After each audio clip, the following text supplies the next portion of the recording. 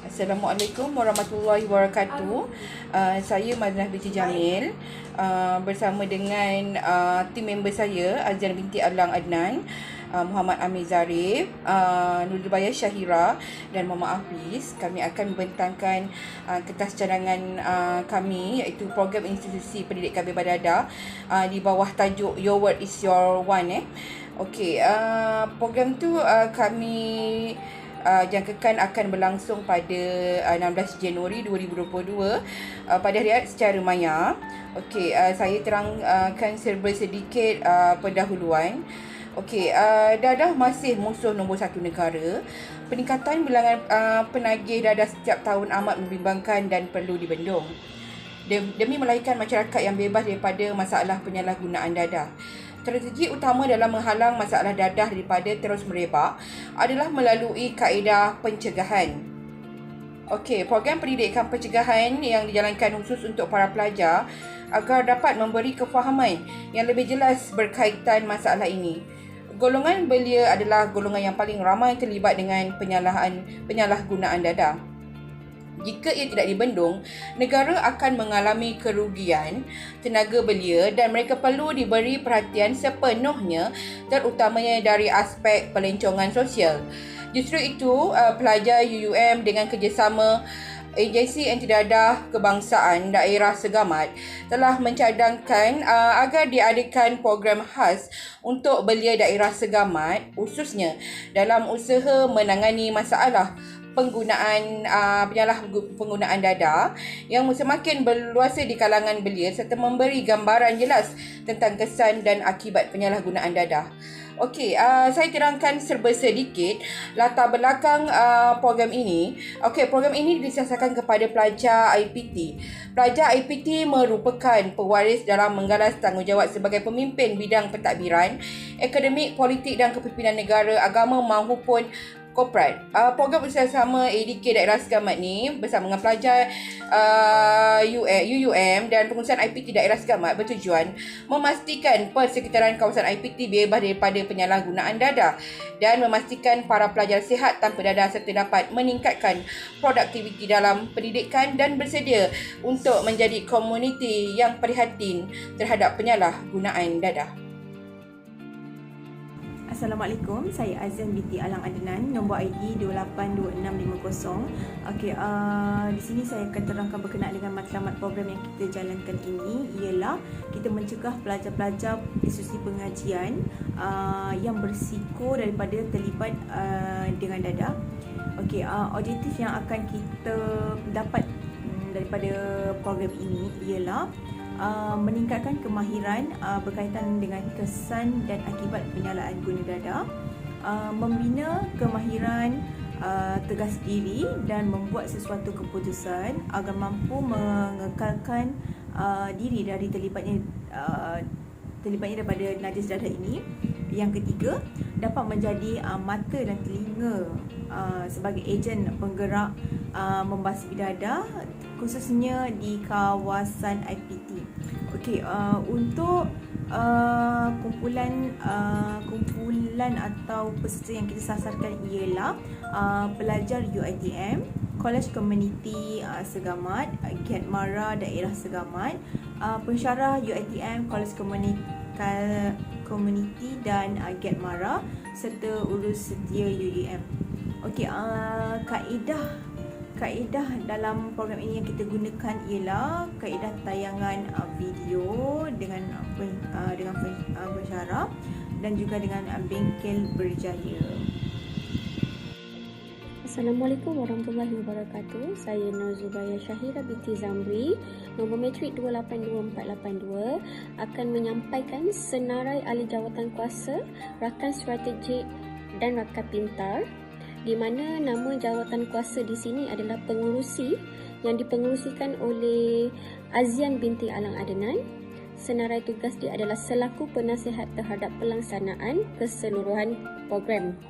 Kedua, penyelaras program iaitu Puan Maznah binti Jamil bertanggungjawab menyelaras tugas-tugas semua jawatan kuasa kerja dan memastikan program berjalan dengan lancar. Selain itu, memastikan setiap urus setia menjalankan tugasan yang telah diberikan.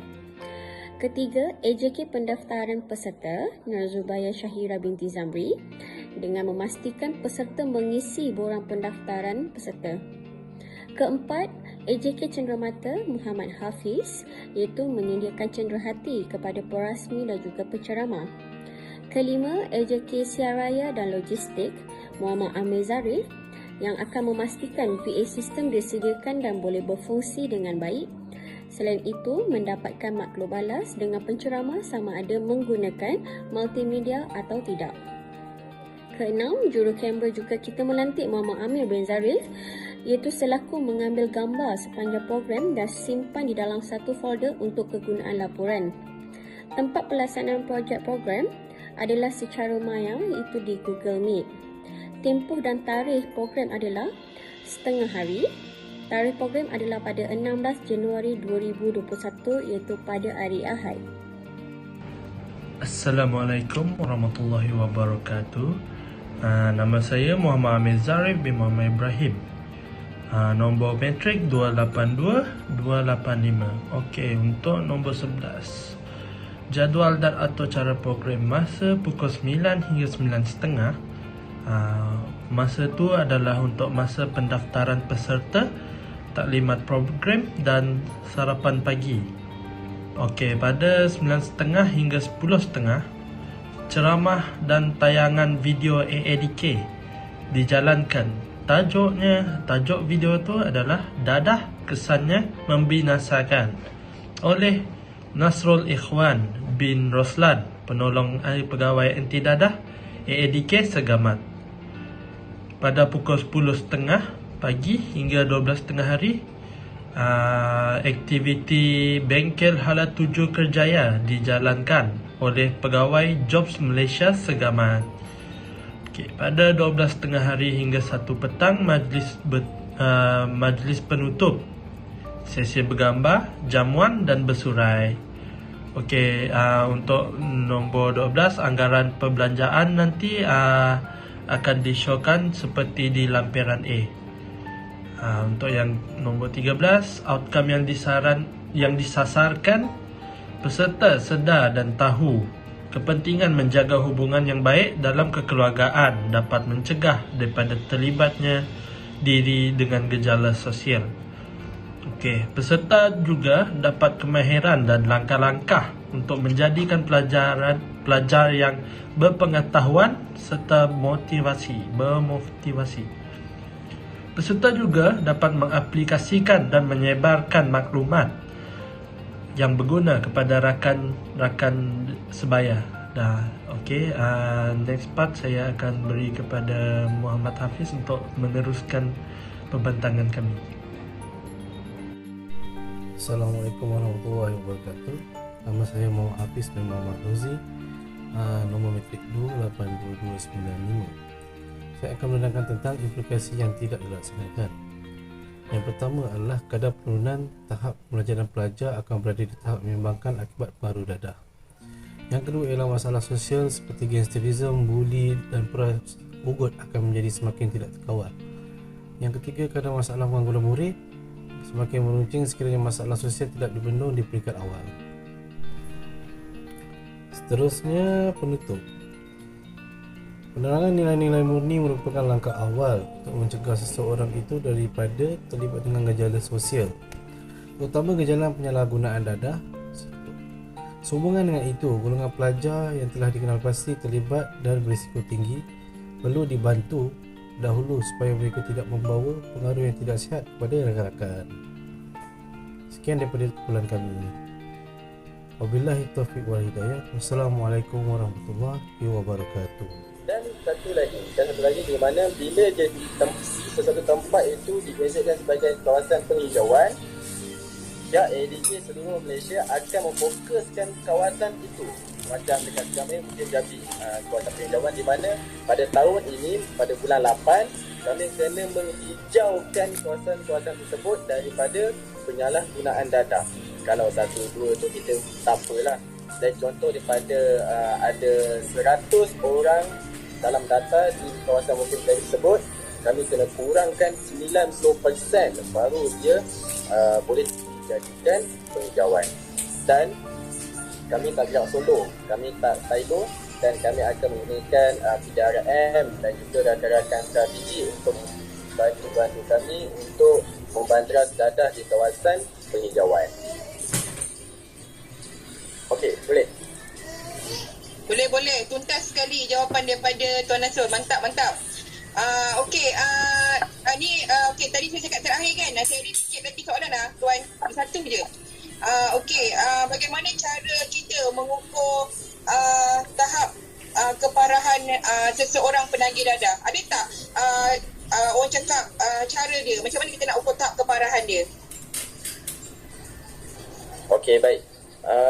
Dia ada dua. Sama ada kami mengukur dari segi komoditi ataupun satu lagi kita mengukur seseorang itu penagih dadah lah kan. Penagih dadah macam mana kita nak tahu macam keparahan dia.